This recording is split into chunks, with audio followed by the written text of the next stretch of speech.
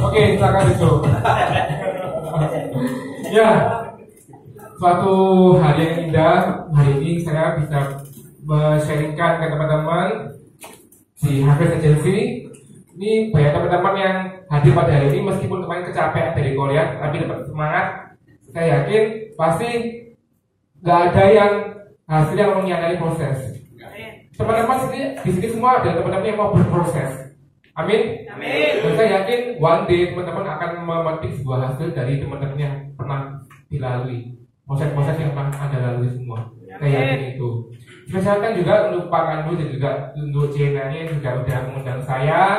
Thank you banget bisa sharing di Harvest Agency. Semoga sharing yang saya bawakan ke depan nanti membawakan berkah bagi teman-teman.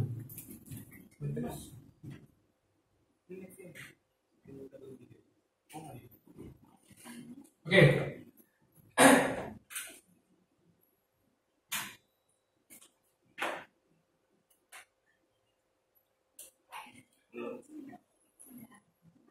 Ya. Kalau saya Tommy Alsa Putra aslinya, cuma nama panggungnya Harjo. Delon. Nama panggung. Delon. Kenapa? Mirip Delon. Oh iya. Amin. Ganteng berarti ya. Oke, ya, saya Associate Agency Director dari SP31 atau Rising Star Agency.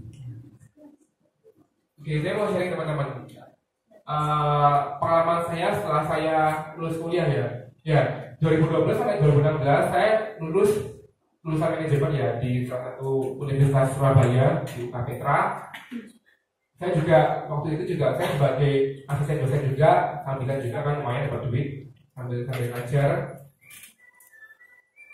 Ada yang travel itu. Thank you dari kantor. 2016 sampai 2018 saya bekerja di perusahaan rokok yang terkenal juga di Surabaya sebagai strategic marketing. Kemudian 2018 sampai sekarang saya join di Prudential. Jadi saya kurang lebih tepat bulan Maret ini saya actually 1 year bergabung di Prudential. Tepat sekali bulan Maret. Ya, sebenarnya teman-teman saya join di Prudential itu sejak saya kuliah 2016.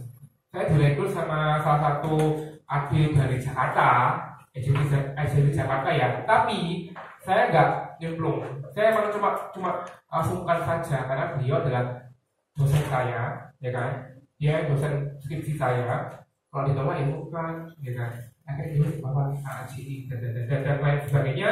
Tapi saya nggak ada klik untuk di Indonesia pada saat itu. Cuma baru sungkan toh akhirnya join. Ditanyai dong, ketika udah lulus, lulus. Tanya, gimana jadi join nggak? Oh Pak, aduh ini dari alasan. Oh saya udah diterima di perusahaan rokok. Kebetulan saya 2016 tahun lulusan saya di Februari tanggal 28 saya wisuda. 1 Maret saya langsung disuruh kerja di perusahaan rokok tersebut. Jadi saya nggak ada big time, nggak ada waktu sama sekali untuk istirahat. Saya langsung lulus langsung kerja di perusahaan rokok. Lumayan karena saya juga nggak mau melewatkan itu karena emang di perusahaan rokok juga jenjang karir cukup bagus dan juga gaji juga lumayan untuk fresh graduate, ya kan? Makanya saya nggak mau pikir panjang, apply langsung. Sebenarnya saya waktu lulus itu saya juga memasukkan CV saya ke beberapa perusahaan juga. Kadang mau di SBC, terus Gudang Garam, terus Bismillah, terus Jarum juga. Beberapa saya diterima. Cuma saya pilih yang menurut saya yang klik lah sama saya. Sama-sama di tempatnya Surabaya, sama gajinya juga lumayan. Makanya saya bergabung di salah satu perusahaan rokok tersebut di Surabaya, gitu. Oke, masa peralihan teman-teman. Dulu saya sebagai strategic marketing, which is kerjaan saya tiap hari ngapain sih?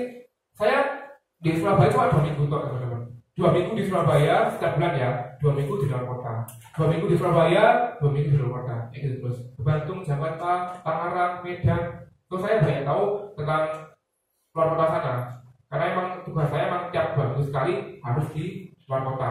Saya memegang project, saya yang bikin strategic plan untuk kedepannya ini rokok yang saya pegang itu kayak gimana sih kedepannya, mau diapain sih, program-programnya seperti apa, which is itu juga saya yang megang budget gede miliaran.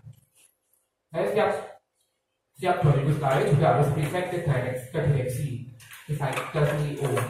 Makanya untuk ukuran fresh graduate saya merasa emang tanggung jawab saya masih gede juga ya. Ternyata kerja ikut orang lain itu kayak gini ya, gitu ya. Dengan posisi kerja di perusahaan rokok. Itu yang saya lakukan kemarin. Oke, masa peralihan kerja sebagai karyawan tidak menjadikan saya berkembang. Itu yang saya rasakan. Meskipun fasilitas cukup oke, gaji pun juga cukup lumayan untuk ukuran fresh graduate, cuma saya merasa saya udah bekerja sangat maksimal, ya kan? Saya bekerja sangat maksimal, cuma apa yang telah saya lakukan terhadap perusahaan itu nggak sebanding seluruh dengan apa yang saya dapatkan. Itu yang saya rasakan. Kayak gitu. Gaji naik, tiap 6 bulan sekali kenaikan gaji ada appraisal, ya kan?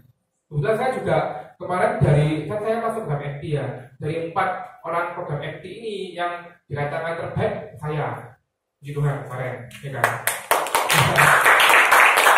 Jadi waktu kemarin saya melakukan mau resign, ditandeli terus, nggak boleh. Sampai waktu lebaran itu baru boleh resign. Saya udah surat itu udah letakkan ke meja-meja Ustaz. Terus sampai kesel lah setelah saya udah mau resign cuma nggak dibolehkan sama perusahaan itu, gitu.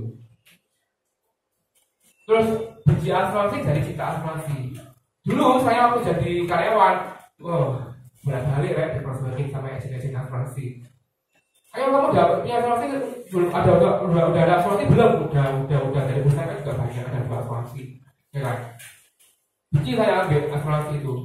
Tapi one day at a time, saya tuh kena operasi, ya kan? Ini 2017 akhir, ya kan? Saya tuh dioperasi amandel. Operasinya cukup ringan sih, cuma amandel doang. Cuma habisnya hampir 30 juta, 2 malam tok. Saya langsung merasakan, mahal juga ya di rumah sakit ini ya. Baru saya merasakan, ternyata asuransi itu penting ya. Saya mendapatkan faedahnya yang ketika harus dioperasi ini.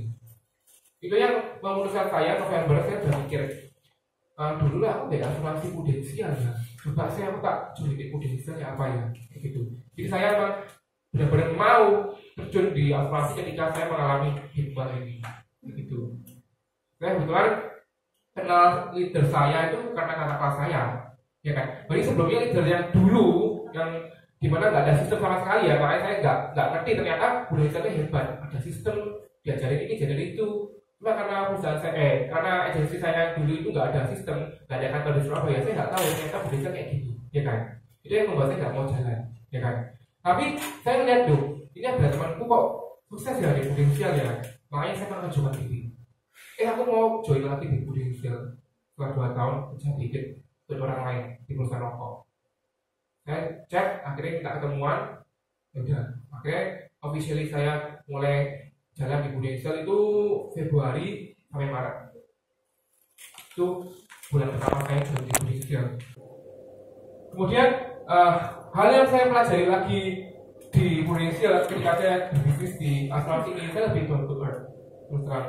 Karena di pekerjaan saya yang lama ini meskipun saya jabatan sebagai middle ya, cuma ketika saya kunjungan ke area, semua manajer menghormati saya, bahkan RM itu menghormati saya, karena saya orang pusat.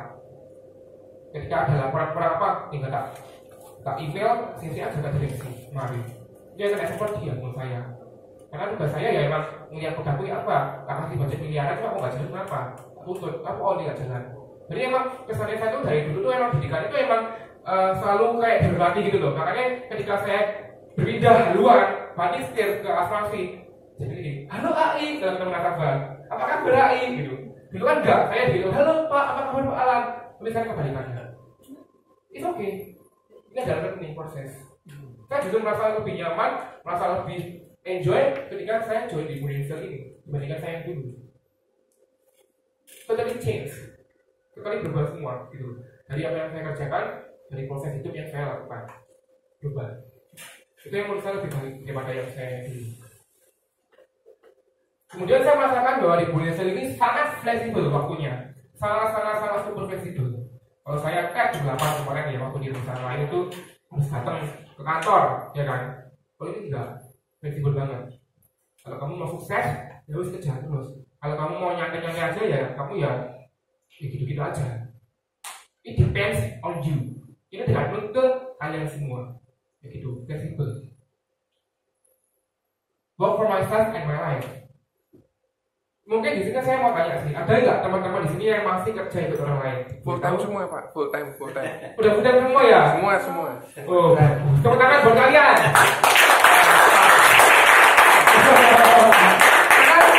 Karena gini teman-teman, saya waktu kerja ikut orang lain itu, saya merasakan, saya tuh kayak ibaratnya saya tuh dirantai, dipegangi.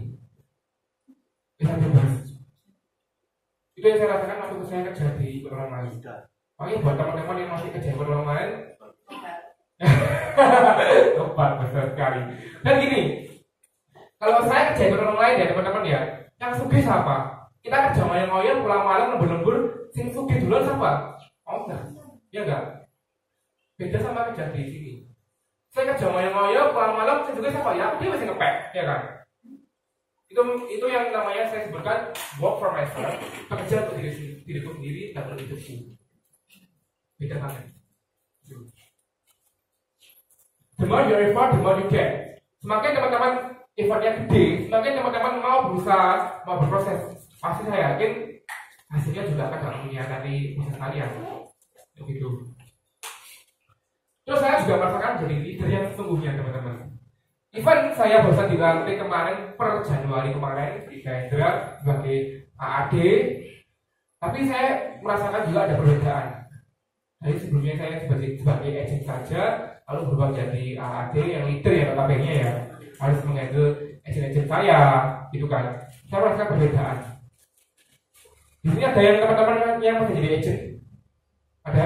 Ya, teman-teman harus kerja jadi leader. AAD itu harga mati. Karena kenapa? Beda banget. Dulu saya jadi agent, sekarang jadi leader itu beda banget. Itu yang saya rasakan. Agent ya wes gini-gini aja ya kan. Kayak leader. Ayo apa nih? Benar gitu. Tapi ketika saya jadi leader, saya jadi tumbuh lagi. Growing up. Itu yang penting. Itu yang saya rasakan. So buat teman-teman yang jadi agent, yuk jadi AAD, yuk jadi AD. Beda pasti. Kalian pasti akan lebih diterpal ini ya prosesnya nanti kalian. Itu yang saya rasakan. Agent saya juga ngomong, ini kan dua orang ini kan juga agent kalian. Dia bilang gini, kok kamu beda ya sekarang ya? Beda kok. Ya kamu dulu sama leader ya beda. Ada saya bahkan sebulan dilantik, tapi agent saya komennya gitu. Oh ya kan, tapi ini kan dia juga sih ya. Kenapa? Saya udah memiliki mentality yang tanggung jawab, yang lebih bertanggung jawab pada saat saya jadi leader. Gitu. Terus percepatan income ini saya rasakan drastis. Well, sebenarnya saya waktu join awal itu kan mulai ikut-ikut belajar, training itu udah per bulan Januari 2018 ya. Terus saya tuh ngomong sama leader saya, aku satu case aja, aku di supervisor, satu case aja, saya reset, saya ngomong gitu. Oke. Kemudian Februari akhir-akhir ya, saya masih belajar ya. Temanku kantor, akhirnya senior ya, apa orang? Aku mau belajar prospek. Oh, dia nggak apa belajar seperti aku. Saya melatih saya untuk prospek bicara di depan orang. Gini ya, terang semua. Dia langsung klik, ada ya udah kayak gitu ya di Budi Sosial. Ya ada lah. Oh, aku mau lah. Oh, ini my first case ya kan. Saya kan janji satu case aja, saya akan desain. Teman-teman tahu berapa case-nya dia? 500. Berapa Pak? 500. Enggak Pak. 350.000 brandnya. Tepuk tangan dong. Premi sampai go, premi 350.000. Mungkin komisinya sekitar 100 ribuan, ya kan? Tapi saya janji, aduh mati ya. Aku ini orangnya nggak bisa kalau nggak megang ngomonganku ya. Aduh mati ini kamu bahkan 100 ribu, cuma aku 1 juta riset. Dia pikir nggak? Dia pikir, cuma gini, saya orangnya ini gini. Ketika saya udah yakin, ketika saya udah janji terhadap diri sendiri, pasti akan kerja. Makanya saya tetap optimis, ya kan? Tahu nggak teman-teman ya, ingat ya, bulan Februari income saya berapa? 100 ribuan, ya kan? Maret saya top agent, income saya 5 juta. Pas naiknya Maret, Januari, Februari, Maret, April naik jadi 8 juta, 10 juta, 20 juta, ya kan? Di sini ada whiteboard nggak? Nggak ada ya? Ada di belakang. Oh, tidak ada.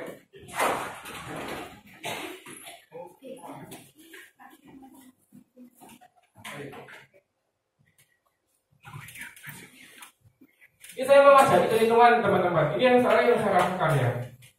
Teman-teman, remember ya, Februari income saya 105.000. Ini ada di tax slip saya. Kemarin saya download semua. Saya lihat cuma 105.000 aja income saya. Maret income saya sekitar 5 juta. Ini aku belak-belakan tentang income aku nggak apa-apa ya. Nggak apa-apa. Malu saya sama adik-adik senior. Tapi nggak apa, ini buat motivasi teman-teman ya. 5 juta, ya kan? April sekitar 8 juta something, 8,5 kayaknya. Cukup banget, ya kan? Saya lama-lama di bulan Desember kemarin, saya ambil langsung di Desember aja. Nyum saya sekitar 20 juta, ya kan? Belum tambah sama bonus teman-teman. Bonus berapa? Bonus. Oke, lah jawab aja. Karena saya kan barusan dapat bonusan ya. Kita cek berapa teman-teman? Bonus saya. Kita akan hitungkan lagi. Satu 20 juta, saya bagi 12. Which is itu sekitar 10 juta. Ya kan? Ya berarti income saya nambah di sini 10 juta. Nah, tak bagi 12 lah, biar fair kan. Kan semuanya kan tahunan kan, cuma tak bagi per bulan aja, biar fair. Ya kan? Ini wes berapa teman-teman? 30 juta. Februari kemarin, saya top KAD Jawa Timur. API saya closing 400 juta API. Kalau di rupiah kan maksudnya berapa? 10 juta. Oke, Desember, Februari 20 juta tambah 10 juta. Berapa teman-teman? 40.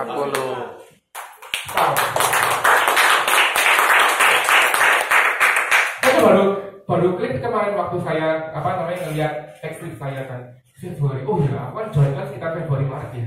Nah, itu ternyata gajiku segini, komisiku segini dalam waktu setahun kok di Prudential 40 juta. Mau nggak teman-teman? Mau. Jadi kalau teman-teman memang mau benar mau, yuk kejar apinya. Bagi teman-teman yang masih belum full heart, belum full time di Prudential, I prove it. Aku buktikan ini. Gitu loh. Ini enggak sekedar angka. Ini adalah menurut saya adalah proses yang saya lalui, gitu loh. Saya aja bisa, kenapa teman-teman enggak? Padahal saya officially keluar dari bisnis keceplosan. Padahal saya officially keluar dari perusahaan rokok itu pas Lebaran, Juni ya, Lebaran itu ya, Juni. Jadi saya baru dibolehkan ya, jangan apa-apa. Kalau kamu emang niatnya mau resign, monggo, ya kan. Saya bulan Juni itu baru benar-benar boleh go, ya kan. Jadi selama Februari, Maret, April, Mei, Juni 5 bulanan ini saya tetap masih di rokok itu. Cuma saya part time di Indonesia, ya kan. Terus habis resign ya wes, aku enak, lebih fleksibel waktuku. Saya sempat digantoli teman-teman, di offering juga kenaikan gaji sempat. Cuma saya nggak mau. Ditanyain, kamu sendiri kenapa sih kok keluar? Sorry pak, gajinya kurang. Saya bisa plus. Ngomong apa adanya. Kaget. Gaji kurang. Iya. Living style saya, sorry ya, saya sering pergi-pergi juga dan juga gak nyucuk pak sama living cost saya gitu loh. Ya kamu nyambi toh? Ya ini saya nyambi di Prudential, hasilnya bagus kok. Makanya saya mau kayak gitu kan. Oh gitu, ya awal saya gak bisa maksa. Kayak gitu. Manajer saya, manajer teman-teman ya, senior manajer gak gitu loh. Gak gitu kan. Karena memang aku buktikan, aku ngejar di sana ya dapat tuh makin gitu tok loh. Berapa? Ya ini dapat kayak gini, ya enggak? Dalam setahun 40 juta enak enggak? Enak. Ini tuh gajinya GM ku rek di sana. Oke, next ya.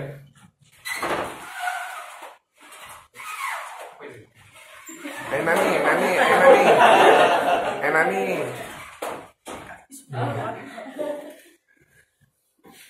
Lanjut. Tidak pernah bermimpi menjadi agen asuransi, ya kan?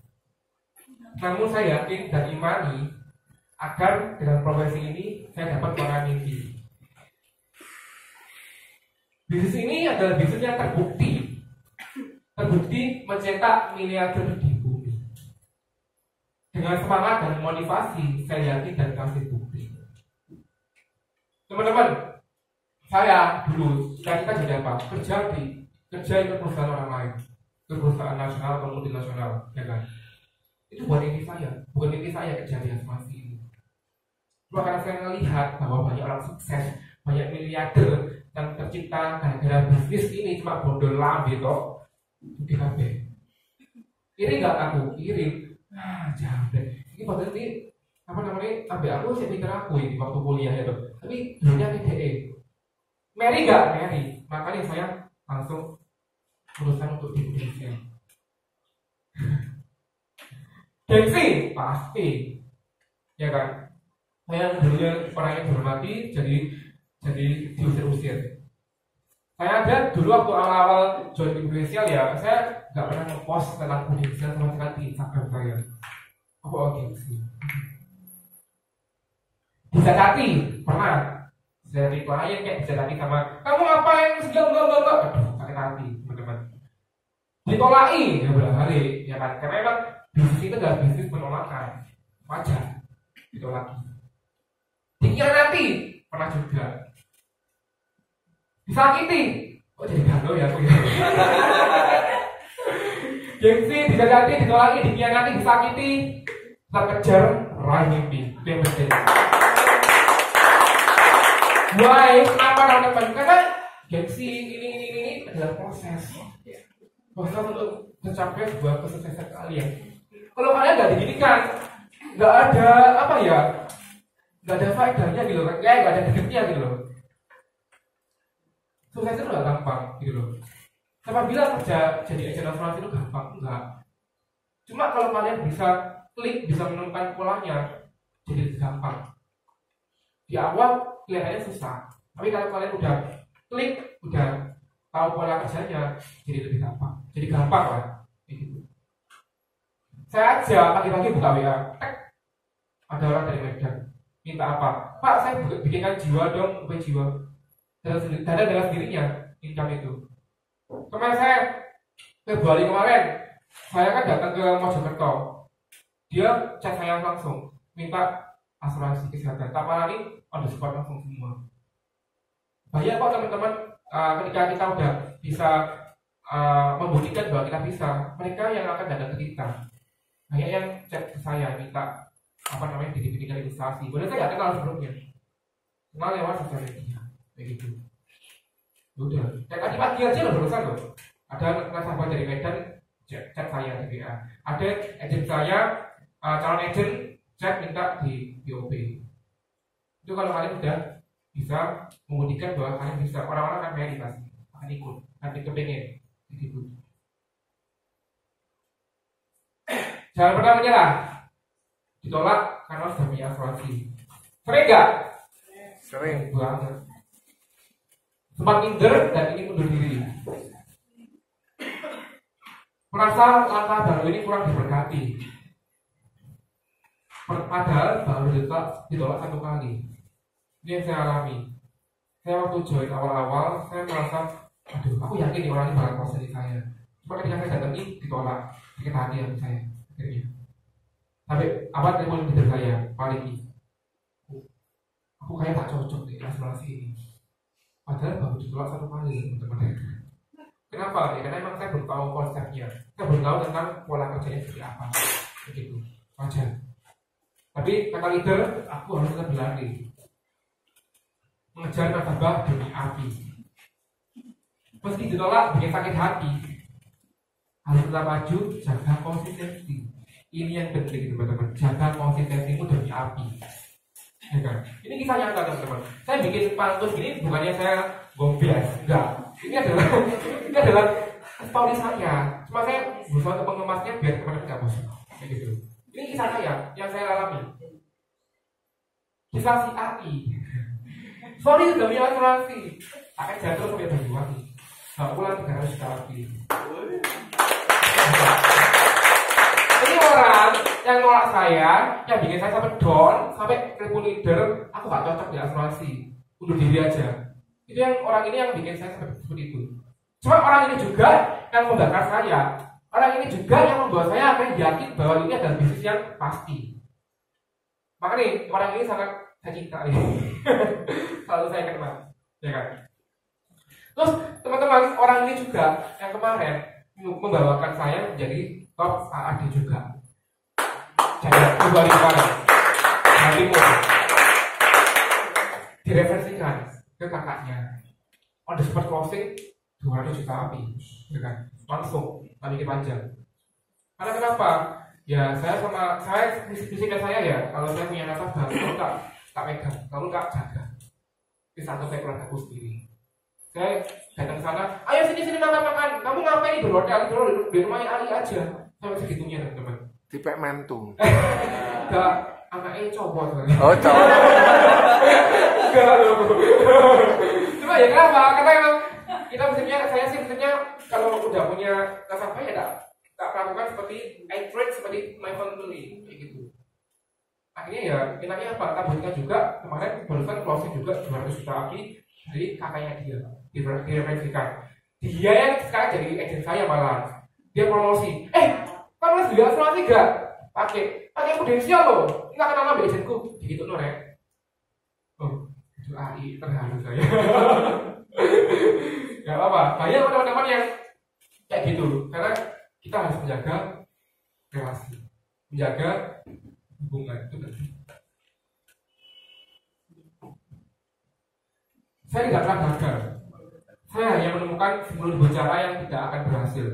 Tapi pada langkah berikutnya, saya yakin saya akan berhasil. Karena ini Thomas Alva Edison aja kayak gitu. Teman-teman barusan ditolak sekali aja masa undur diri, ya enggak? Kalah dong sama Thomas Alva Edison yang 10.000 gagal. Tapi di 10.001 dia berhasil. Ini teman-teman saksi penjualan. Oh ya, btw, dulu saya waktu join di asuransi kan, saya ngomong sama orang tua saya, dibilang gini, kamu ngapain kerja ikut orang ngapain kerja asuransi? Sekarang lo orang-orang udah punya banyak asuransi gitu loh. Tapi dia juga sih, udah punya asuransi semua ya. Tapi teman-teman, tahu nggak? Mungkin dari 10 nasabah saya, 9 orang ini udah punya asuransi. Berarti memang pasar saya itu memang orang-orang yang udah punya asuransi, cuma tak reselling lagi, tak jual lagi. Mau kok teman-teman, gitu loh. Tapi yang nggak punya asuransi juga banyak sebenarnya. Bukan berarti pasar kalian adalah orang-orang yang punya asuransi enggak. Tapi ya mereka semua itu bisa berjuali. Even dia sudah punya ataupun nggak punya asuransi, bisa tetap berprospek, teman-teman. Gitu. Ini data penjualan ya teman-teman ya, statistik penjualan. Oke. 46% agent menyerah pada pertemuan pertama. 24% agent menyerah pada pertemuan kedua. Oke. 12% agent menyerah pada pertemuan ketiga. Belum sampai pertemuan keempat banyak yang nyerah. Oke, 96% saja agent menyerah sebelum pertemuan kelima. Sebelum pertemuan kelima dia udah nyerah semua. 96%. Gede nggak? Gede banget. 4% saja yang akan bertahan lebih dari 4 pertemuan. Padahal 60% closing terjadi pada pertemuan kelima dan seterusnya. 40% closing sebelum pertemuan kelima. Jadi teman-teman kalau misalkan belum pertemuan kelima udah nyerah, aduh, teman-teman berada di mana? 90% aja nyerah pada pertemuan kelima. Kenapa gitu? Karena bisnis ini adalah bisnis yang menjual kepercayaan. Masa tiba-tiba kamu datang langsung mau tawari, ayo closing, tidak juga lah, nggak akan segampang itu. Karena bisnis ini adalah bisnis yang menjual live produk, jangka panjang. Dia akan pikir-pikir dulu, bisa nggak ya pembayarannya? Yang itu, nggak apa-apa, ini proses teman-teman. Kalau teman-teman bisa terus konsisten jaga follow up-nya, saya yakin pasti akan closing. Tadi yang saya ceritakan yang AI 300 juta api dari Banyuwangi, itu nggak langsung 300 juta loh teman-teman. Proses. Sama dia closing buat suaminya. Oke. Ambil PPH. Terus ambil lagi pada bulan beberapa, 2 bulan kemudian ambil buat dia sendiri si AI-nya itu. Berikutnya lagi closing lagi buat ambil si anaknya. Teman berikutnya ambil lagi bisnis cover 10M buat anaknya. Ambil lagi yang terakhir November kemarin 2018 buat suami sama istrinya itu, CCTV sama UP semua. Itu proses gitu. Karena memang kita bisnisnya nggak berjual kepercayaan. Mereka akan mikir-mikir dulu sebelum ngambil asuransi.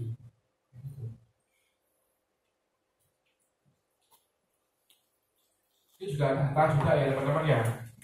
Oke. Kita bandingkan Indonesia, Malaysia, Singapura dan USA ini, ya kan? Gampangnya kita ngambil 2 negara ini kan, which is-nya adalah tetangga kita, belahan dekat banget. Indonesia memiliki kesadaran asuransi yang rendah dibandingkan negara tetangga. Oke. Banyak masyarakat Indonesia yang belum memiliki asuransi. Kita lihat datanya.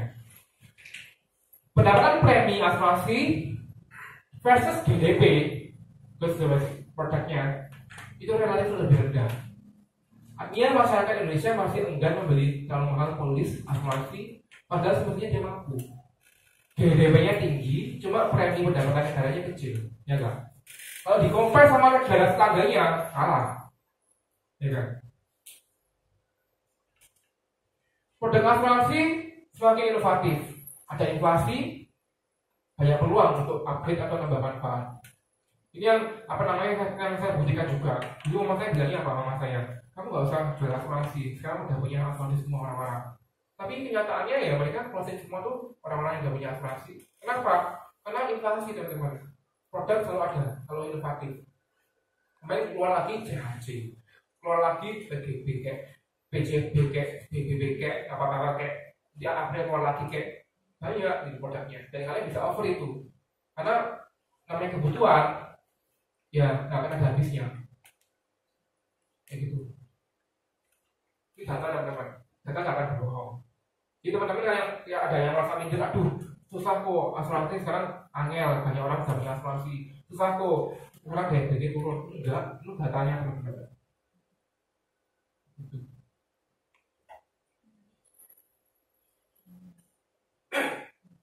Oke, sukses itu tidak bisa. Sukses itu bisa tercapai, tapi tidak gratis. Sukses itu butuh kerja keras dan konsistensi. Kalau sukses itu gampang, bumi ini dibanding dengan orang-orang sukses. Gampang kok sukses itu, enak dong. Semua ya orang-orang sukses semua berarti, ya enggak? Tapi kalau sukses itu langka, sukses itu butuh proses, dan nggak semua orang mau berproses.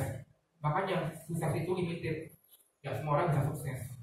Hanya orang-orang yang sukses yang mau berproses. Hanya orang-orang yang mau berproses akhirnya dia sukses. Gitu. Ya. Dalam prinsip 3K teman-teman. Komitmen dulu. Komitmen melakukan dengan sungguh-sungguh. Konsisten dalam tindakan kalian. Baru konsekuen dalam menerima akibatnya. Jika kalian komitmennya dengan sungguh-sungguh, pasti konsekuensinya kalian akan sukses. Tapi jika kalian melakukannya dengan abal-abal, dengan nggak sungguh-sungguh, konsekuensinya apa? Ya nggak sukses. Ya hidup kalian ya gitu aja, sosok aja. Tapi kalau kalian komitmen dengan baik, konsisten dengan baik, pasti konsekuensinya akan lebih baik juga.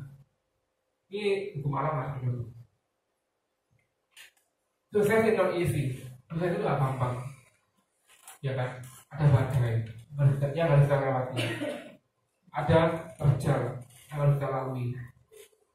Tapi kalau kalian bisa melewati semua, pasti ada sebuah kesuksesan yang bisa kalian capai. One day at a time. Gak tahu kapan, tergantung kalian kuatnya kapan. Kalau kalian kuat terus-terusan, you can get it. Kalau kalian baru aja ditolak, udah nyerah, dan udah loyo, ya gak akan dapat lah sukses itu. Ya enggak? Oke teman-teman, saya di sini akan membagikan ke teman-teman, akan men-sharingkan sebuah tema You are your own brand. Kalian itu adalah brand kalian sendiri. Yang perlu kalian jual adalah diri kalian. So, jual diri kalian. Gitu. Ini tema yang saya bikin pas ini. Kunci kesuksesan.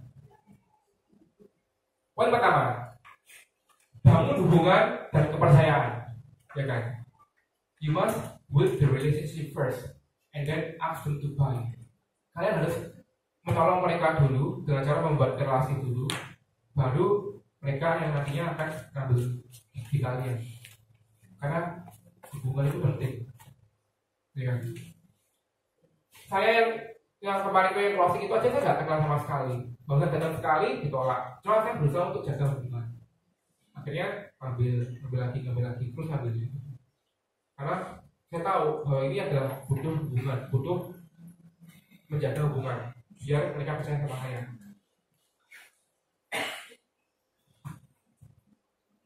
Hubungan dan sales. Jual asuransi ini bukan jual buah buku, ya kan? Bukan jual buah buku. Biarkan nasabah mikir dulu. Bangun hubungan dan kepercayaan itu perlu agar klien closing di kamu. Enak, ya. Ini ada sebuah piramida, teman-teman. Konsep hubungan versus penjualan. Ya. Ketika kalian merasa, aduh, sales itu kecil nih, penjualanku kecil nih, ya kan? Yang harus kalian lakukan apa? Besar effort kalian, usaha kalian untuk membangun hubungan. Ketika sales kalian kecil, ya kan? Kemudian, ketika sales kalian sedang, berarti bangun hubungannya ya sedang aja effortnya. Tapi kalau salesnya udah tinggi, jadi nggak perlu effort besar untuk bangun hubungan, karena hubungan udah tercipta. So teman-teman yang lagi di salesnya kecil ini nih, merasa aduh produk ini kaya raya padahal, cuma nggak mau closing di aku, oh iya. So kalian harus lihat hubungan dulu, besar effort kalian untuk bangun hubungan.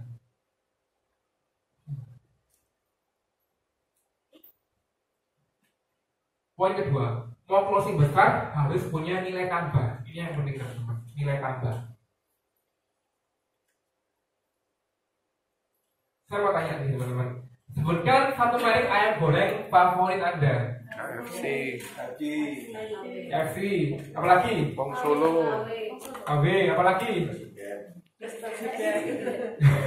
Ya teman-teman ya. Ayam goreng Ratu. Oke. Tanya apanya? Ratu. Pak Soleh. KFC atau di sana? Murah ya, lumayan. Ya. Saya tanya, tadi yang beli McD siapa? Yang beli McD? Tolong angkat tangan dong yang beli McD. Bapak, apa? Kenapa kok milih McD? Terkenal. Brand Amerika. Terus ada di mana-mana. Siap saji. Siap saji. Ya kan? Yang milih KFC siapa tadi? J ini. Kenapa J? Lebih enak, lebih kering. Ayamnya gitu. Ayamnya gitu. Jadi apa? Makan nasi keras. Oh, marah. Gitu. Oke teman-teman. Enak, ada di mana-mana, bersih, cepat saji, ada di gede. Ini sebenarnya dalam semua nilai tambah. Gitu. Saya milih di sana teman-teman dibandingkan KFC sama McD. Kenapa? Murah. Itu nilai plus, ya kan? Oh di live 2 ini, McD sama KFC, saya pilih mana? Pilih McD. Kenapa? Dadanya gede-gede. Saya suka dada. Isinya daging semua soalnya. Gak kolesterol. Ya. Jadi tadi yang Bapak sebutkan, tadi yang Cici sebutkan, ini semua adalah nilai tambah dari masing-masing produk ini. Sama dengan halnya kalian. Kalian di sini dituntut untuk memiliki nilai tambah, ya enggak? Biar customer larinya di Anda. Kalau kalian sebagai agent yang so-so aja, yang biasa-biasa aja, ya nggak akan dikejar-kejar sama nasabah, ya nggak? So kalian harus punya nilai tambah, biar costnya gede. Kayak gitu. Ini di lingkar ya, gambarnya besar. So pertanyaannya adalah apa nilai tambah kamu? Biar sama seperti McD ini dipilih banyak orang.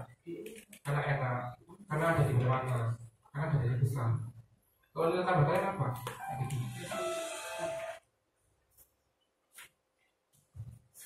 Poin yang sama teman-teman, masih poin yang sama. Ini adalah buku yang bagus sekali tentang Blue Ocean Strategy dari Kim Chen. Ini yang menceritakan tentang nilai tambah. Bagus di bukunya teman-teman. Mungkin saya gambar lagi ya. Iya. Ya Nani MC-nya. Terus.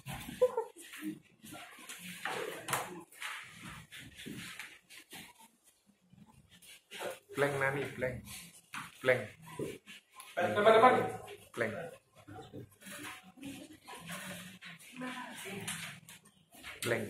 teman-teman, terus terang teman-teman, kita akan terjadi eksplorasi. Di eksplorasi ini adalah di lautan yang berdarah-darah, di lautan merah, ya enggak? Kita juali produk kesehatan. Biasanya didatangi lagi sama agent sama potensial nih, nawarin juga PPH juga. Biasanya lagi didatangi lagi sama orang yang sama juga, nawarin lagi PPH juga. Biasanya lagi ditawarin lagi sama agent dari asuransi lain. Ini kan berdarah-darah teman-teman. Ini kita sebutkan namanya Red Ocean, lautan merah, ya kan? Kita perlu membawanya ke lautan biru, lautan yang indah. Caranya gimana? Nilai tambah. Saya gambar ya teman-teman ya. Ini konsep dari Newton. Saya rasa ini konsep yang bagus karena ini bisa diterapkan di mana aja. Ya. Yang pertama ini adalah cost atau biaya. Yang paling bawah adalah value atau nilai. Ya. Oke. Nasabah mau ngambil produk apapun itu ya, nggak cuma asuransi ya. Pasti dia mikir benefit sama biayanya. Ya enggak? Kosnya berapa? Berapa harganya atau premi yang dibayarkan? Ini yang dipikir sama nasabah. Value-nya, manfaatnya apa? Ya kan? Sekarang kalau misalkan nih, hari pertama saya prospek Pak Ali. Pak Ali tak prospek, tak tawari PPH 2 juta.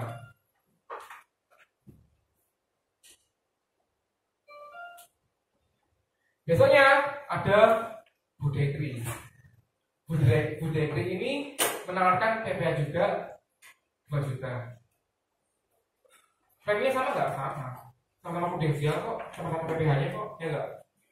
PPH 2 juta, preminya misalkan 3 juta. Sama nggak? Sama. Yang perlu kalian bikin lagi biar value kalian lebih besar adalah diri kalian. Besar ini, besar lagi, sampai kosnya itu jangan kecil banget dibandingkan nilai tambahnya. Caranya gimana? Improve diri kalian. Sama-sama harganya, preminya 3 juta.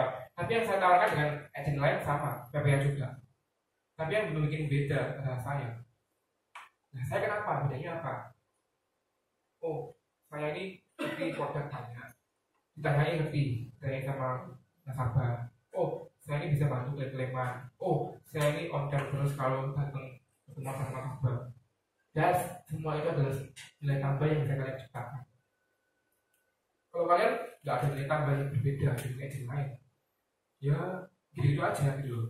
Akan kalah sama agent yang punya nilai tambah. Gitu. Oke, saya lanjut lagi.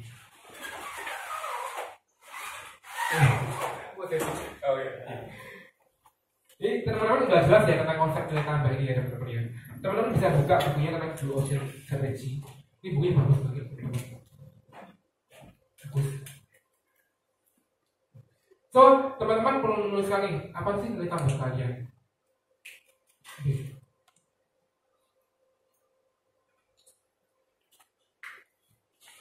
Contohnya apa? Bantu dulu sebelum dibantu. Disiplin diri atau selalu on time ketika ketemu sama nasabah. Selalu ada di saat dibutuhkan. Ya kan? Enggak cuma kita closing menggebu-gebu selalu datang, cuma ketika nasabah mau klaim, aduh, ayo aku, kita kabur. Ya enggak? Kecewa pasti. Tanggung jawab itu penting. Sini ya dong, aku bilang kalau ini ambil uangku ini di prudensial aku ada uang berapa ambilkan. Tanggung jawab, mau membantu. Maju tanpa pamrih. Kunjungan rutin nasabah, ya kan? Perhatian, pengetahuan, dan lain-lain. Ini semua ada nilai tambah. Saya yakin teman-teman kalau kalian punya nilai tambah ini pasti uang akan datang dengan sendirinya. Kemarin aja saya bantu nasabah clear. Terus ada lagi nasabah saya yang ngambil uangnya di polis lama, ada uang 90 juta, diambil 60 juta, tak bantu semua, ya kan? Saya tiba-tiba ditransfer sampai nasabah itu, ditransfer 1 juta. Tanya itu, saya tanya ke nasabah saya, loh tante kok ada nama tante di rekening saya 1 juta? Buat apa ini tante? Ada gitu. Gak apa-apa lah, itu buat kamu. Loh kenapa? Ya kamu udah bantu saya ngambil uang di polis kucing satunya lagi. Itu ya gak apa buat kamu aja. Boleh cuma ngambil dana tok teman-teman, bantu dengan ikhlas. Dia yang kasih ke saya. Lalu saya nggak minta, mau saya kembalikan, cuma dia nggak mau. Ya udah biar rezeki saya. Kemana aja saya bantu klaim saja, dikasih amplop. Oh nggak usah, karena kan saya tanggung jawabnya seperti itu. Saya kasih badanku ya, aku aja terima komisi mus enak. Dan itu lagi amplop. Cuma saya nggak mau terima amplopnya itu. Ya, karena saya ingin membuktikan bahwa saya bukan agent yang motor duit. In the end, pada akhirnya saya direfleksikan lagi ke anak-anaknya. Akhirnya anak-anaknya ngambil saya lagi di saya. Cucunya juga ngambil di saya lagi. Lumayan. Kalau misalnya saya menerima amplopnya, belum tentu saya direfleksikan ke teman-temannya, belum tentu saya direfleksikan ke anak-anaknya. Jadi teman-teman harus memiliki mental yang membantu tanpa pamrih. Jika membantu tanpa pamrih, Tuhan yang akan memberikan kita balasannya. Karena kita membantu dengan ikhlas. Ini penting.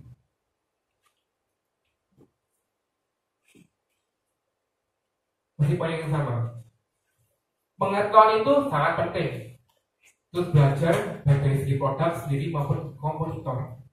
Kuasai produk sampai mahir agar ditanya bisa jawab. Ini poin ini yang paling saya sering komen ke agent saya. Pengetahuan ini sedang berbuat. Pengetahuan itu penting. Jika kamu mau closing, kamu harus belajar dulu produk-produknya sampai mahir. Agar ditanya sama nasabah bisa jawab. Dulu. Kalau kalian ditanya nggak bisa jawab, dia akan mikir nasabah. Waduh, agent ini baru lahir ya kayak ini. Wedi dia. Ditanya tentang ini aja nggak bisa jawab, apalagi ditanya waktu klaim-klaiman nanti. Ya enggak? Dia ada klaim-klaiman, loh kan dia nggak bisa klaim apa nggak bisa cair. Kita nggak bisa jawab lagi. Takut lah pasti nasabah. Pengetahuan itu nomor 1 teman-teman. Profesional looks, penampilan yang profesional tidak hanya dilihat dari penampilanku saja, tapi juga dari pengetahuan kita. Penting teman-teman. Pengetahuan is number 1. Poin ketiga, keep it simple. Bikin itu sesimpel mungkin. Poin nomor 3. Bahasa asuransi banyak bikin lidah keblinger. Daripada ribet bikin kepala muter-muter, jadikan itu more simple, more better. Ya, saya juali kesehatan contohnya. Ini ada kesehatan ini potensial, tapi ini kan PPh 4 juta kan. Ini kesehatan sih, bagus sih 4 juta, terangkan ini. Ini on bill ya dia gitu. Oh ya udah aku mau ya dia. Tak tahu lagi. Mau nggak? Bikin lebih lengkap. Maksudnya gimana? Ini ada nih paket kesehatan lengkap, paket kesehatan plus. Biasanya apa lah? Ya ini lebih enak aja. Tahu teman-teman tambahkan apa? PPh 4 juta plus roommate plus player kayak gitu, plus CCTV juga gitu. Tapi ini kan beda manfaatnya. Lebih bagus yang ini kan, premi juga akan lebih tinggi. Gitu. Yaudah yang ini aja yang lengkap aja gitu. Saya bikinnya menguasai lebih simpel. Cuma bilangnya ini produk kesehatan yang basic, ini yang plus, ini yang kesehatan plus. Biar nasabah lebih gampang nangkepnya.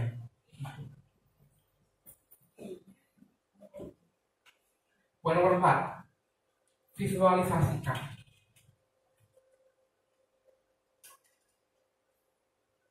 Ya, ada 3 macam model orang, ya kan? Ada yang tipenya auditori. Auditori ini adalah orang-orang yang lebih peka, lebih sensitif terhadap apa yang kita bicarakan, apa yang dia dengar, begitu.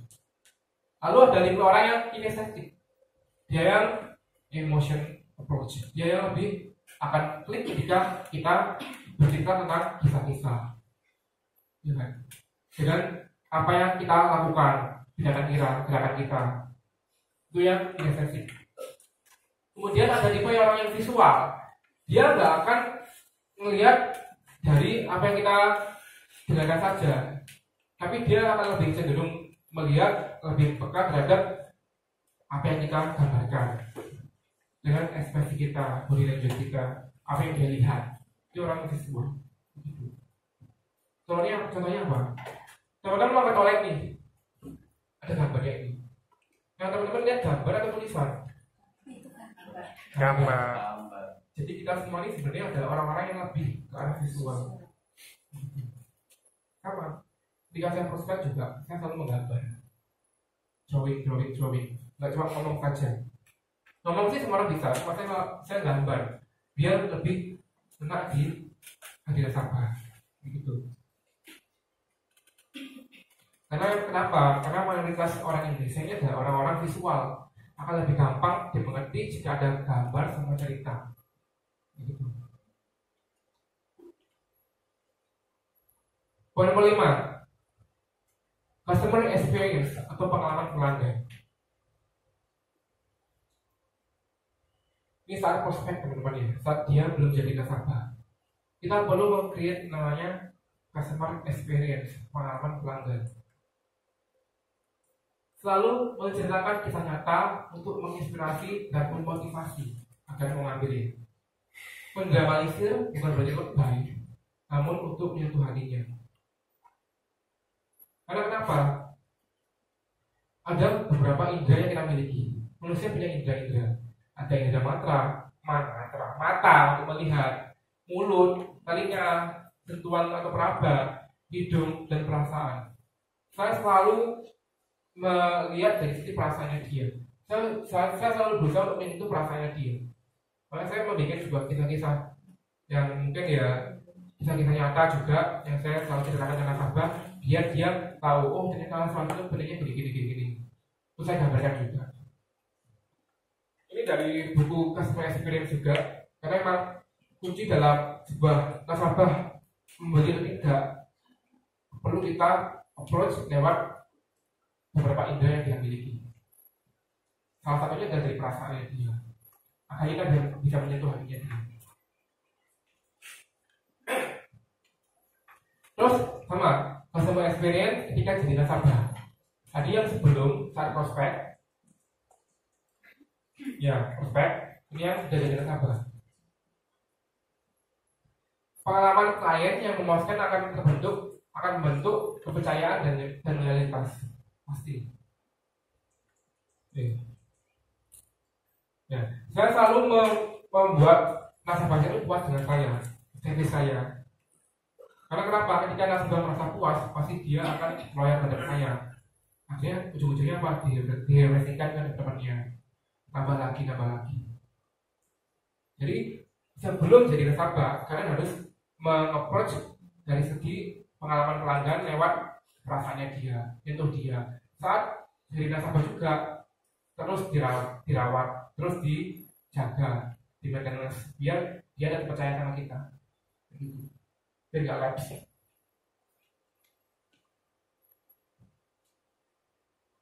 Poin nomor 6, zaman sekarang jual konsep, teman-teman.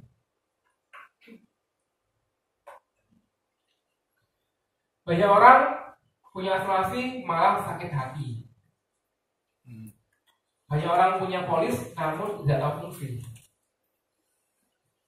Penting untuk memberi edukasi, bikin konsep agar polis memiliki arti.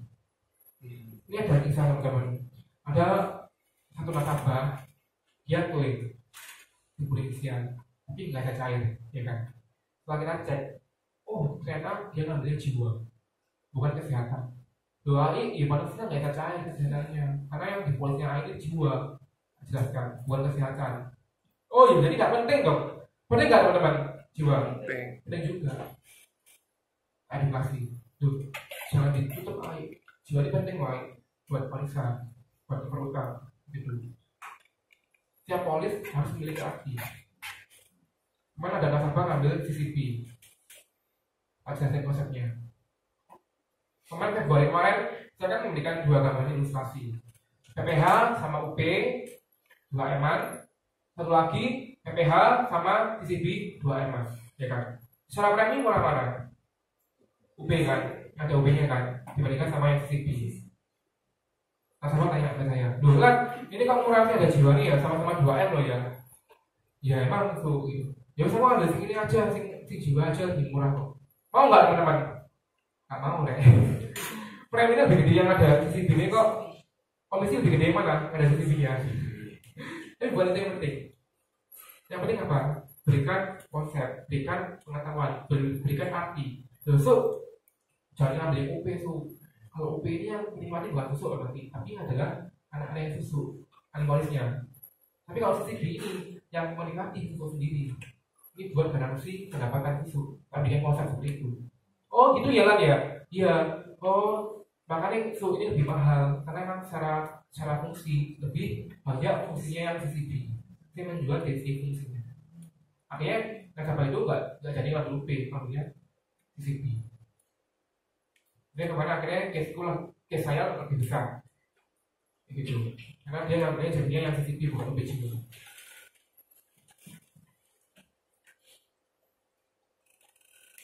Terus konsep lagi, mungkin teman-teman udah tahu ya tentang konsep piramida kesehatan. Saya nggak perlu jelaskan itu karena udah tahu teman-teman pasti. Konsep kedua adalah sandwich generation. Apa itu sandwich generation? Oke, ya. Konsep sandwich generation ini adalah sandwich di mana nasabah berada di tengah-tengahnya. Misalkan di atas dia memiliki tanggung jawab orang tuanya, di bawah dia memiliki tanggung jawab anaknya, double tanggung jawabnya. Ini yang dinamakan sebagai sandwich generation. Itu penting untuk mengetahui background nasabah, ya kan? Dia bisa memberikan solusi asuransi apa yang dibutuhkan, begitu. Oh ternyata dia bertanggung jawab sama orang tua, ada tanggung jawab lagi sama anak. Jadi dia perlu mempunyai sebuah proteksi. Kenapa? Karena mayoritas orang tua di Indonesia tidak punya perencanaan pensiun yang baik. 90% karyawan Indonesia tidak siap menghadapi pensiun secara finansial. Itu yang membuat mereka nggak kuat dan bangkrut. Jadi salah satu konsep teman-teman yang bisa teman-teman pakai untuk menjelaskan tentang nasabah. Poin ke-7, cari tahu pola dan duplikasi. Jual asuransi bukan jual tahu hitam. Terus belajar agar tidak gaptek. Temukan pola closingmu saat prospek. Ulangi dan duplikasi ke tim dengan praktek. Ya, saya aja dulu waktu awal jadi agent, saya tuh cuma ditemani sama leader itu 1 kali tok. Tapi meskipun sekali tok, tak hafalkan, tak mengerti, tak pelajari. Pada next berikutnya saya ketemu sama klien, saya sendiri yang handle. Akhirnya saya bisa. Jadi sebenarnya kita jual asuransi itu gampang. Cuma copy paste kok. Copy paste selesai. Leader saya aja bisa closing dengan cara seperti ini. Tapi bukan, sama saya juga bisa. Begitu juga buat teman-teman. Kalau teman-teman di saat ini ada yang belum closing, handle leader kalian, ajak dia prospek. Temukan apa cara-cara dia untuk ngomong ke nasabah, lalu dimengerti dan dihayati biar teman-teman nanti next day bisa closing sendiri. Betul. Banyak ya orang yang bilang, jika saya bisa pasti bisa, Anda bisa pasti saya juga bisa. Banyak yang ngomong gitu, banyak. Cuma kalau teman-teman nggak praktekkan, teman-teman nggak pelajari ya sama aja ngomong kok gitu loh. Perlu dipraktekkan, perlu dipelajari, perlu dimengerti. Poin nomor 8, disiplin diri.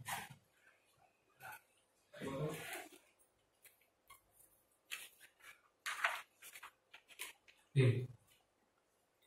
Teman-teman, saya mau sharing juga. Dulu saya waktu tahun pertama saya jadi agent, saya sangat menyesal banget karena nggak disiplin. Saya terus saja waktu dapatkan startup kemarin cuma butuh waktu sekitar 4 bulanan udah mencapai target saya. Terus hari berikutnya saya ngapain? Bangun jam 10, bangun jam 11 pagi. Kayak gitu, sudah nyaman betul. Itu yang saya alami. Padahal tinggal dikit lagi, kurang 1 juta apitok dapat startup. Tinggal dikit tok setelah ngangkat, nggak mau tak ambil soalnya, karena aku sudah nyaman. Aku dapat income segini, targetku udah terpenuhi untuk startup. Ngapain? Itu mindsetku zaman dulu. Mindset saya jadi agent, ya. Begitu saya overnight kemarin, saya ngiler, gila ada yang bisnis, ada yang double startup. Saya menyesal, itu yang saya sesali. Kenapa saya sesali? Ya karena kenapa nggak dari dulu saya disiplin diri, konsisten dalam prospek. Jika saya konsisten yang beri prospek, ketemu sama nasabah, ketemu sama agent, pasti saya bisa. Saya dalam waktu sebulan aja, mungkin cuma 3 hari atau seminggu lah paling nggak ketemu sama nasabah. Sisanya, konsep aku, begitu. Itu yang saya lakukan, dan itu yang saya sesali. Makanya 2019 ini saya berevolusi, ingin jadi lebih baik. Terbukti teman-teman Februari saya top AD. Barusan prospek sebulan full. Januari saya nemenin nasabah. Januari saya nemenin agent saya untuk prospek. Oke, saya udah nemenin dia. Februari saya mau jualan sendiri, ya kan? Biar ada income. Februari saya prospek sendiri, Bapak AD Jawa Timur. Saya buktikan kalau disiplin diri, kalau konsistensi pasti bisa. Pasti. Saking dulu saya nggak konsisten, saking dulu saya nggak disiplin, makanya ya cuma saya begitu aja. Kalau saya mau lebih bisa sebenarnya dulu. Itu kesalahan saya yang saya lakukan. Teman-teman jangan tegur pada tahun ini. Jadi agent menawarkan banyak opsi. Mau prospek atau berdiam diri.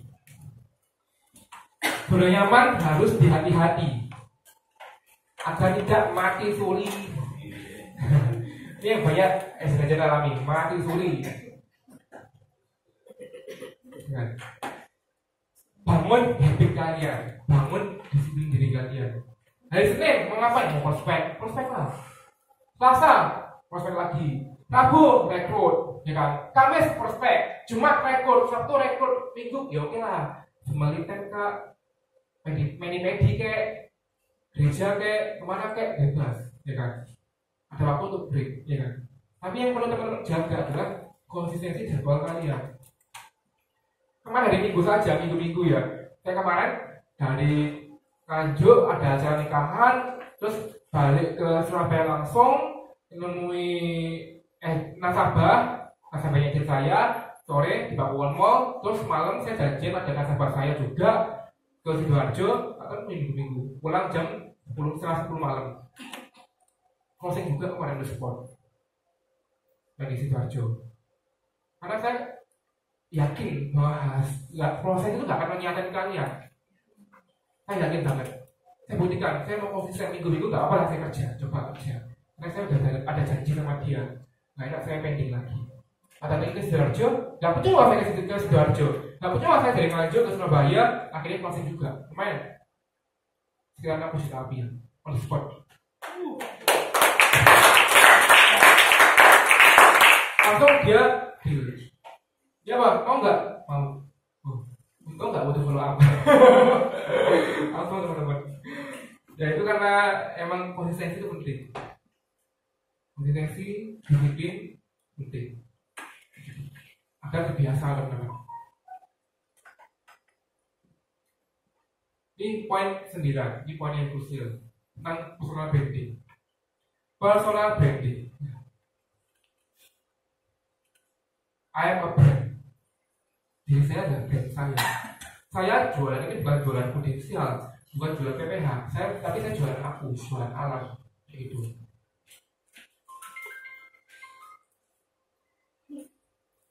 Ya, apa sih personal branding ini? Personal branding adalah proses memasarkan diri dan karir melalui suatu citra yang dibentuk untuk khalayak umum. Citra ini kemudian dapat dipresentasikan lewat berbagai jalur seperti media sosial, blog, situs web pribadi, hingga perilaku kalian di depan umum. Ini namanya personal branding. Ya, teman-teman, saya kan udah aktif ya untuk branding saya di sosial media, terutama di Instagram dan di WA. Pagi-pagi aja tadi dapat WA, nggak tahu dari mana dia dapat nomor saya, tapi feeling saya dari Instagram saya, ya kan? Dia minta dibikinkan jiwa orang Medan. Minggu lalu ada juga nasabah dari Jakarta telepon saya, Pak ini dengan Pak Alan ya? Iya, iya Pak, saya kebetulan saya lagi butuh asuransi ini. Oh, Bapak dari mana Pak? Jakarta. Oh iya Pak, kebetulan saya nanti akhir bulan ini mau ke Jakarta. Ini sekali kali ketemuan ya. Dia butuh kesehatan. Dia yang datang sendiri ke saya. Kenapa? Karena saya membranding saya di sosial media. Karena sosial media ini luas sifatnya. Siapa bisa melihat, siapa bisa menjangkau. Caranya gimana teman-teman untuk bikin personal branding? Pertama, tuliskan siapa diri Anda secara menarik dan jelas.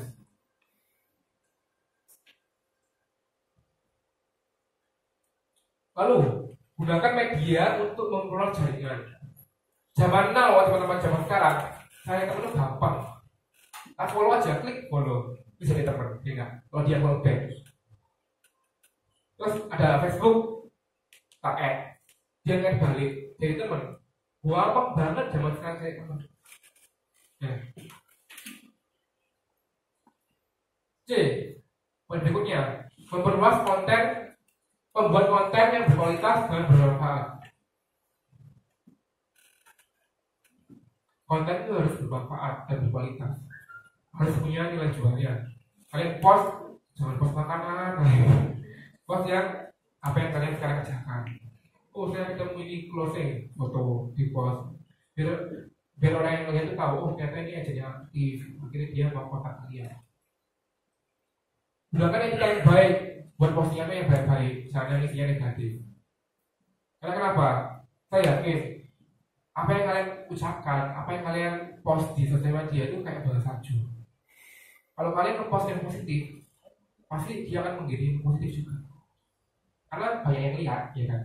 Kalau kalian ngepost yang negatif, hasilnya juga akan negatif. Karena banyak yang melihat.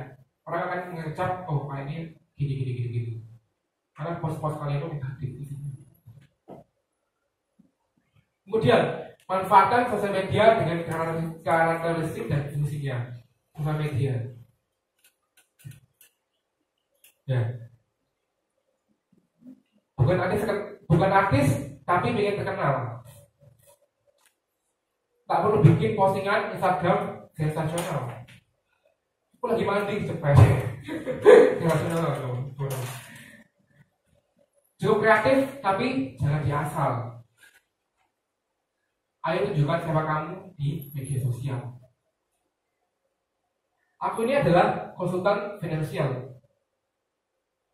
Ayo telepon aku, nanti bikin jadwal. Nanti saya prospek, tapi jangan dilepas Anda. Karena saya siap melayani Anda dengan Anda. Itu yang perlu kalian lakukan untuk membuat suatu personal brand. Siapa diri kalian? Siapa diri kalian? Tuliskan ke sosial media.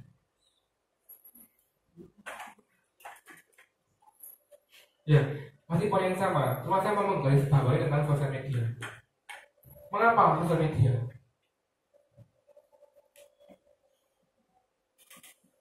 Ya, data teman-teman. Data menunjukkan bahwa pertumbuhan pengguna internet itu semakin lama semakin meningkat. 2018 2017 dia meningkat terus ekstrim dikatakan. meningkat terus setiap tahun pengguna sosial media. Lalu kita melihat, oh siapa sih pengguna internet ini untuk kalangan usia? Mayoritas di usia 13 sampai 18 tahun 75% penggunanya. Kemudian di usia 19 sampai 34 tahun dia penggunanya ada 74%. Dua ini adalah dua pasar kalian. Dua segmen pasar ini segmen pasar yang gede di usia muda mereka. Mungkin bisa memakai ini untuk jadi agent. Bisa direkrut atau dijadikan nasabah buat orang-orang yang mungkin baru nikah gitu. Di usia segini biasanya. Enak teman-teman, ini adalah pasar kalian lewat sosial media tok loh ya. Lalu kita lihat lagi dari segmen SES atau Social Economic Status atau dari segi pendapatan pengguna internet. Mayoritas segmen A dan B paling besar penggunanya. A dan B ini adalah segmen menengah ke atas. So, jadi secara segmen dia adalah segmen yang berduit, yang bisa bayar duit, yang bisa bayar harga mahal. Gunakan ini teman-teman, jangan dilupakan karena adalah segmen kalian. Ini data loh teman-teman ya, data statistik loh ya, bukan saya ngarang sendiri.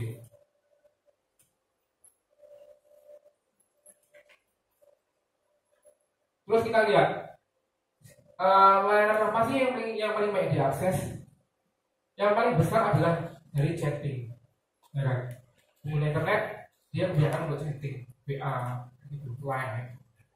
Kemudian nomor 2 dari sosial media, Instagram, gitu. Terus ada Twitter. Kemudian nomor 3 adalah search engine, Google. Lalu lihat gambar atau foto, lihat video, YouTube. Ini kan poin-poin ini adalah poin-poin sosial media semua. Dimana kalian bisa approaching lewat sosial media untuk bisa menggali market kalian.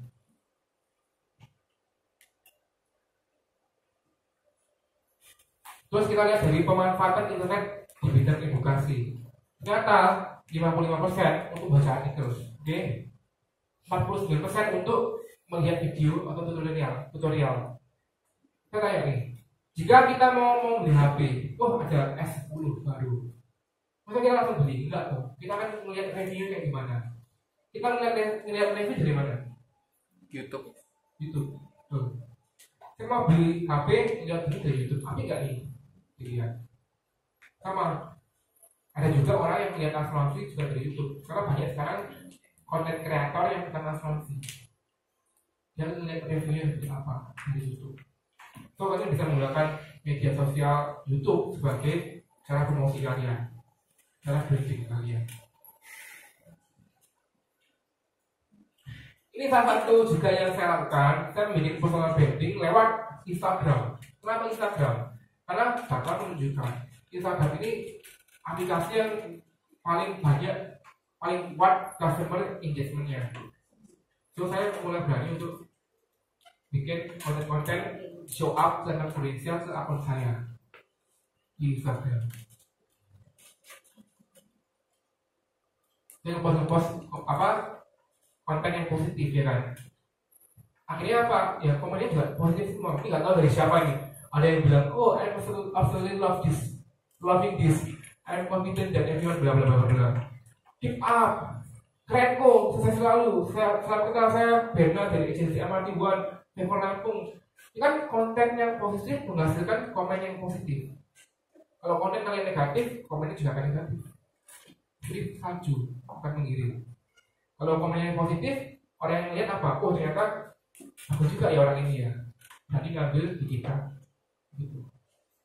Karena dia melihat ternyata orang ini positif orangnya. Apa aku ngambil aja di orang ini. Gitu.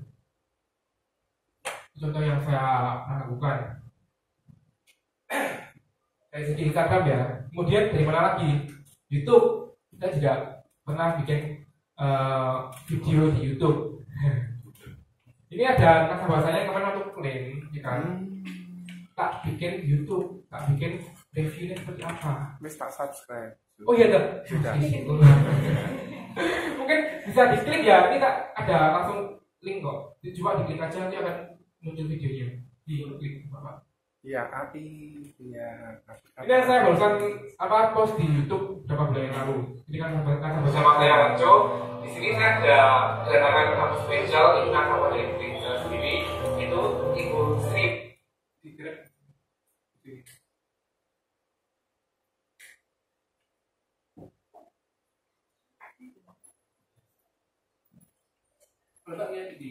Spesial itu nasabah dari Indonesia sendiri. Itu Ibu Sri Wayuni.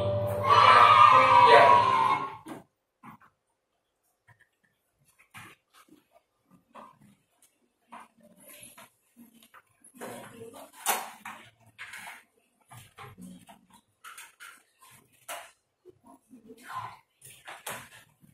Halo sahabat Provinsial, ya bersama saya Ranco.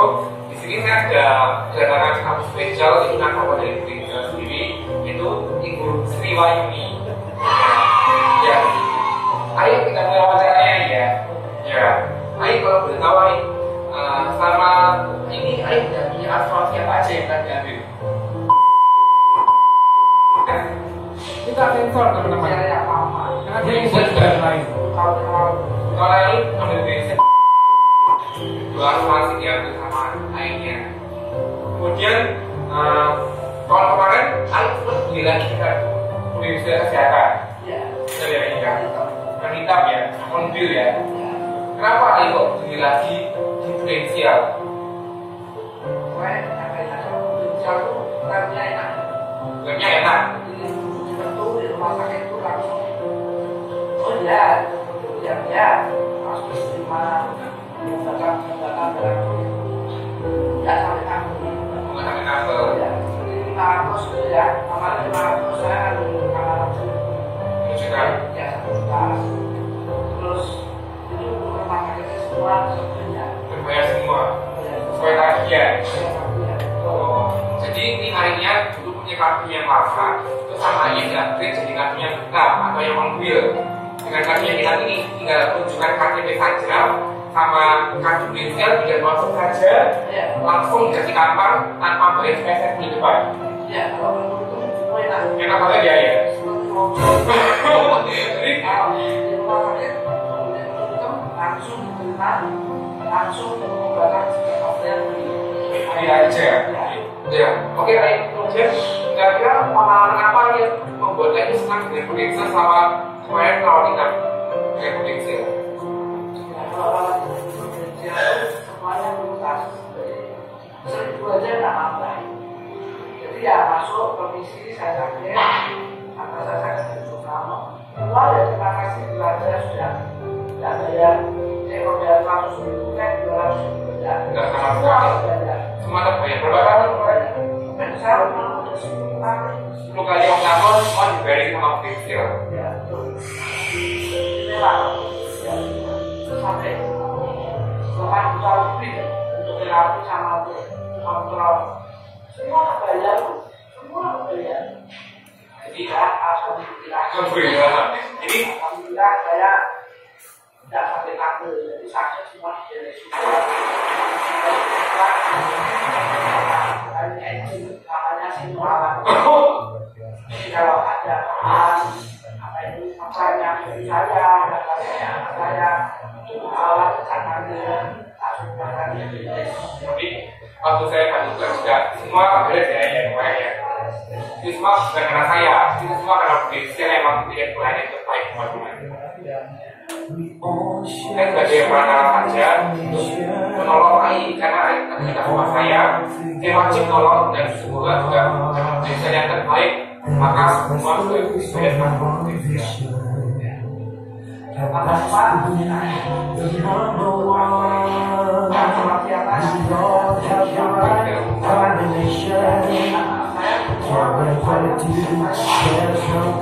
Jadi dari ayahnya sendiri, anaknya, sampai cucunya, semua saking cintanya untuk Prudensial semua.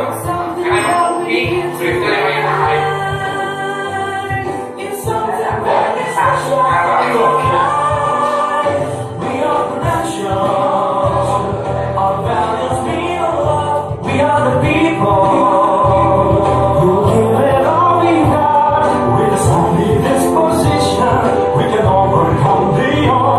Yes,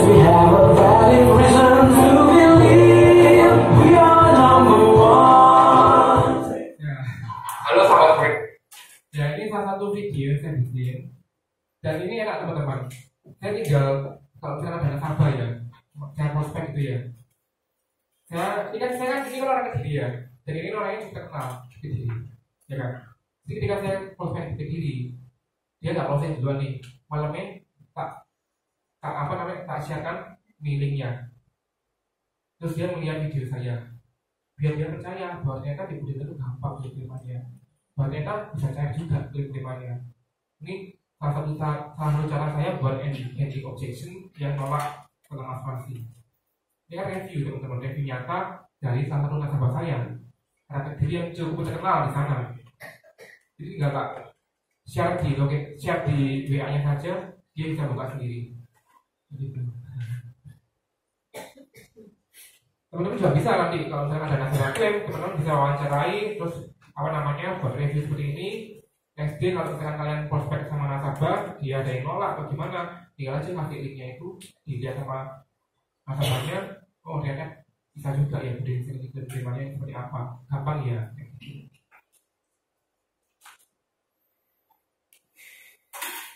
Tips teman-teman buat personal branding.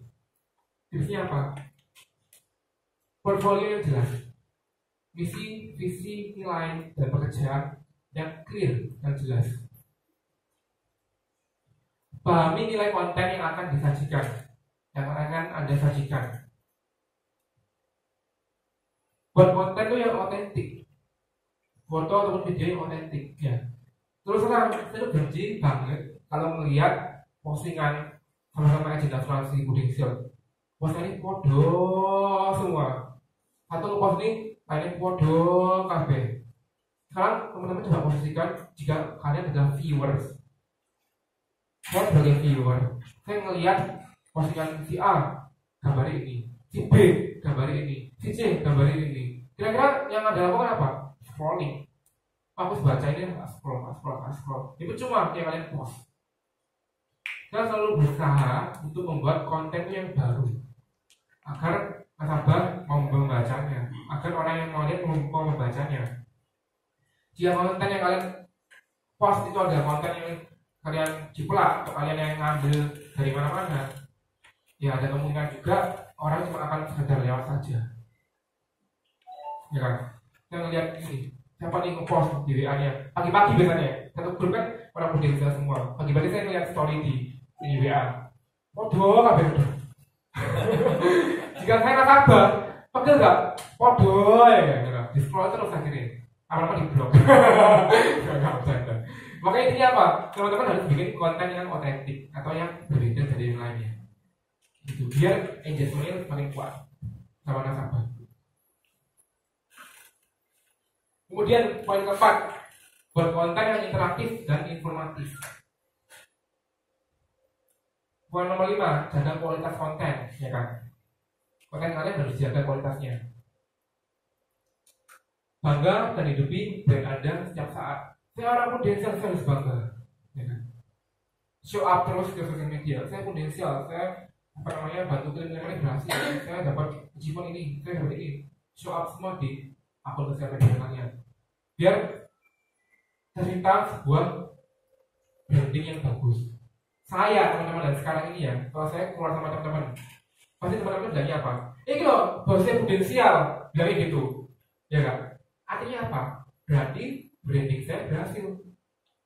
Berarti saya bisa mencuci otak teman-teman saya. Biar apa teman-teman? Biar orang-orang kalau cari asuransi, cari Prudential, carinya ke saya. Sama seperti Aqua. Teman-teman mau beli minum, Pak, Aquanya satu, ya kan? Dikasih yang Aqua, bukan kayak lain. Sama kayak gini, tujuannya personal branding. Biar kalau ada orang dari asuransi, ingatnya siapa? Ingatnya kalian. Gitu. Karena kalian bisa membuat top of mind. Itu fungsi utama dari personal branding. Itu hakikat utama dari namanya personal branding. Gitu. Buat semuanya terhubung, ya kan? Sekarang kan zamannya canggih, teman-teman. Di Instagram saja udah bisa klik sebelah kiri nyambungnya ke email, klik sebelah kanan nyambungnya ke WA, connected, semua terhubung. konsisten. Teman-teman harus konsisten, ya kan? Jangan bulan pertama menggebu-gebu, posting terus yang kedua nggak diposting belas, gitu.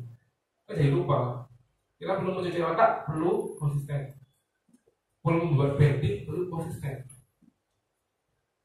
Nomor 9, promosikan. Dimanapun sosial medianya, Instagram, WA, Twitter, dan lain sebagainya, YouTube, bisa kok jadikan sebagai media untuk branding kalian. Berikutnya adalah create the abundance, mental yang berkelimpahan. Apa itu? Membangun abundance mentality, positive attitude. Ya, kita harus bisa memberikan contoh yang bagus. Ini apa nggak gampang teman-teman, karena kalian harus bisa menjaganya setiap waktu, setiap saat harus positif tingkah lakunya. Ini nggak gampang. Ini nggak gampang. Cuma ya ini PR yang harus kita lakukan.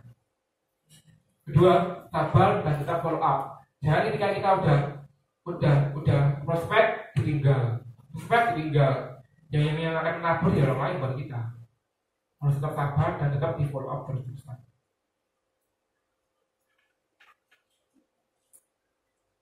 Membantu nasabah tanpa pamrih. Prospek bukan perkara uang, namun melayani. And then uang akan datang dengan dirinya. Nasabahku adalah keluargaku. Belajar dari pengalaman orang lain itu penting juga. Jangan pernah berbohong atau membuat nasabah kecewa, karena ini fungsi dari the word of mouth. Ada nih kisah juga. Ada yang salah satu nasabah potensial yang bikin nama potensial itu jelek di salah satu kota. Saya nggak mau sebutkan. Karena kenapa? Dia nggak ditekan preminya ke potensial. Dia membawa uang kabur nasabah. Akhirnya apa? Namanya itu bukan namanya dia yang jelek, tapi nama potensial yang jelek akhirnya. Akhirnya ketika kita masuk, ya jelek juga namanya kita. Karena kita membawa bendera potensial. Tapi kalau kalian bisa membantu dengan baik, bisa servisi dengan baik, pasti namanya juga akan baik juga. Nama kalian yang akan baik, kemudian nama potensial juga akan baik juga ke bawah.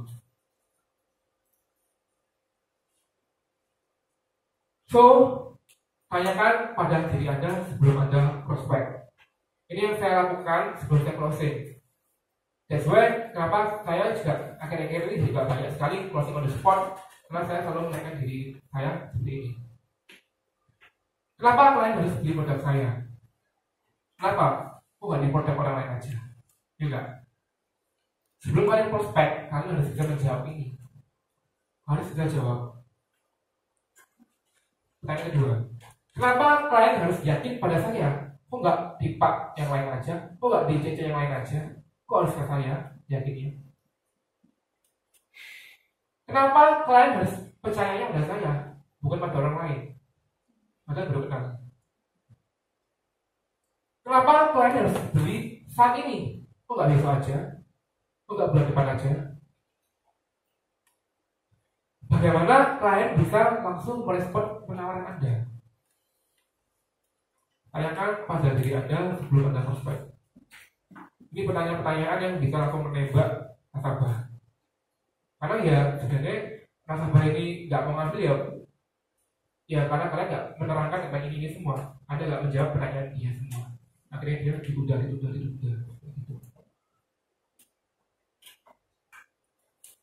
Prospek teman-teman. So, what are your goals? Apa sih dream big kalian? Apa sih goal kalian di tahun ini? Kalian harus selalu ingat. Ini yang membuat kalian akan termotivasi. Kalau perlu, difoto goal ininya, lalu dijadikan wallpaper di HP Anda.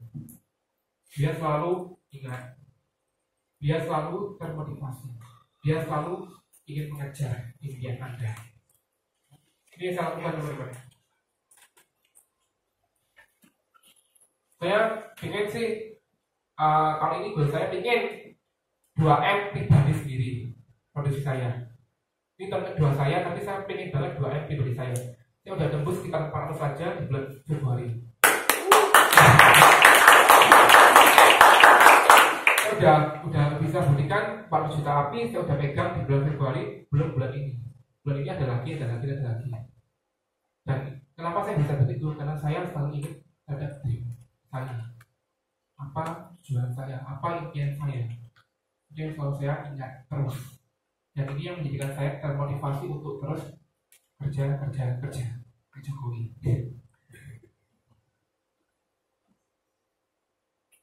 Kita hidup untuk bermimpi dan mencapainya. Jangan cuma mimpi doang. Meski terkadang proses membuat kita merana, namun itulah hidup sejatinya. Hidup adalah proses pembentukan diri kita. Tiada hasil indah tercapai dengan gampang. Siang ini pun harus jungkir balik agar muka tertampang. Kecuali kamu penguasa negara Jepang, boleh kamu makan tidur sampai kenyang. Tepuk tangan dong. So, proses adalah proses. Proses adalah step-step yang harus kalian lalui untuk mencapai sebuah dream kalian. Teruslah mengejar mimpi. Untuk anak dan suami atau istri, tidak hasil yang akan mengkhianati proses diri sendiri. Bersama Indonesia, startup atau bisnis. Sampai jumpa lagi.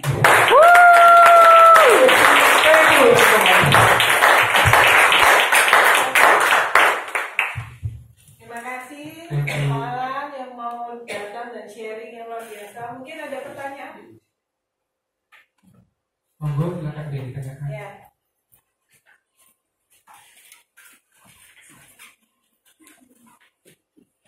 Pagi Alan. Oh, pagi. Tadi kan sharingnya bulan pertama komisi 100.000, bulan kedua 5 juta. Padahal posisinya kan masih part time ya. Nah itu apa yang dilakukan dari bulan mana sampai bisa dapat komisi 5 juta itu ceritanya gimana? Oke. Saya kan 2 minggu, saya kan dalam waktu sebulan ya. Tiap bulan waktu kerja di perusahaan itu 2 minggu di Surabaya, 2 minggu di luar kota. 2 minggu di Surabaya, pulang kerja saya untuk prospek, ya kan. Maret saya mulai prospek, teman-teman. Februari saya masih belajar. Tapi Maret saya udah mulai berani untuk prospek sendiri. Saya prospek datangi relasi saya dulu. Saya nggak pernah prospek keluarga, belas. Kenapa? Masih sakit hati. Kenapa? Karena waktu dulu saya join di Prudential, dicacati. Ya kan, dibilang, aduh, ini sombong, saya enak gaji tinggi nih, usahaku cuma kok keluar, jangan jadi asuransi. Akhirnya saya nggak mau prospek mereka. Saya mau kasih bukti dulu bahwa saya bisa. Akhirnya saya habiskan ini bukan yang satu, ya kan. Saya caranya gimana ya? Saya tetap pulang kerja jam 5, ya berusaha untuk cari nasabah, bikin janji, lewat chat saja saya udah bisa dapat 100 juta api loh teman-teman. Chat kok nggak pernah ketemu. Ya lewat chat aja, ya kan. Dia mau cek ada asuransi nggak? Oh belum ada. Oh belum ada, gampang. Tinggal tak bikinkan proposal, tak kirim di WA, lalu tak telepon, ya kan. Terus kalau misalkan mau pingin datang ya kita harus datangi, teman-teman mau nggak mau kita jelaskan. Tapi ketika saya pulang kerja, ya kan, saya aja sering teman-teman waktu saya kerja kan ya, kan kita kan harus nuruti jadwalnya nasabah. Bukan kebalik ya, bukan nasabah yang nuruti jadwal kita. Waktu jam kerja, saya waktu itu kami ngomong ke manajer saya, Pak, sorry saya izin keluar ya, saya mau makan di luar. Ya saya makan di luar itu enggak diamankan, tapi saya prospek. Dan saya lakukan. Sehingga meskipun saya waktu kerja itu orang lain pun dengan jam yang padat, saya tetap dapat produksi. 2 minggu di luar kota. 2 minggu di luar kota pun ya saya nggak lakukan dengan diam-diam saja. Saya juga prospek. Teman saya sampai di Medan, saya prospek. Begitu. Teman saya sampai di Jakarta, saya berusaha hubungi untuk prospek. Ya, saya lakukan. By the way, saya kan tadi bilang ya, saya tahun lalu keluarga saya nggak pernah saya prospek. Tapi teman-teman barusan kemarin keluarga saya yang kontak saya langsung minta diberikan ilustrasi itu. Jadi saya kan kemarin juga pulang lagi ke Tasmano. menemui saudara saya. Dia yang kontak saya duluan, tanyain tentang asuransi. Dia mau bikin asuransi. Kenapa? Ya karena sudah saya buktikan bahwa saya bisa. Saya buktikan bahwa bisnis ini adalah bisnis yang luar biasa, nggak main-main. Saya buktikan bahwa saya berkomitmen di asuransi. Jelas saja sendiri kok mereka. Saya dari tahun lalu nggak mau, tak mati-mati nggak mau, nggak bakal ada prospek keluargaku.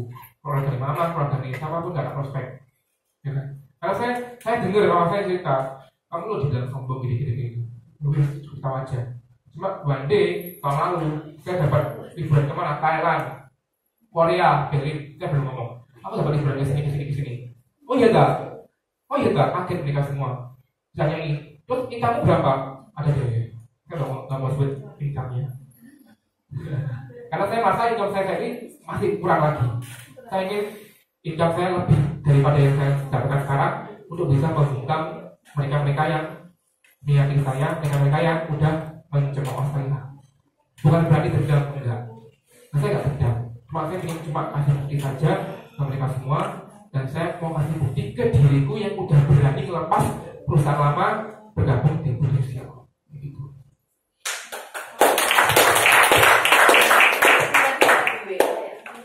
Banyak di WA.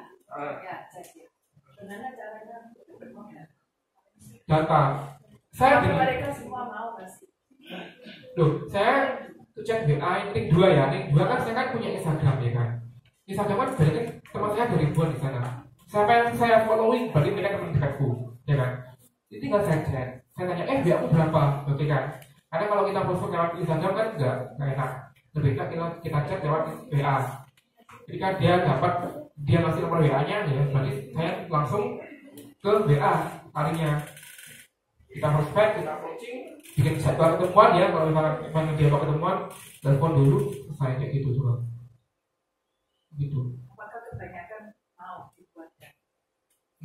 I prove this, saya buktikan mereka mau. Ada yang nggak mau memang ya kan. Cuma ada yang mau juga kok gitu. Why not kalau dicoba?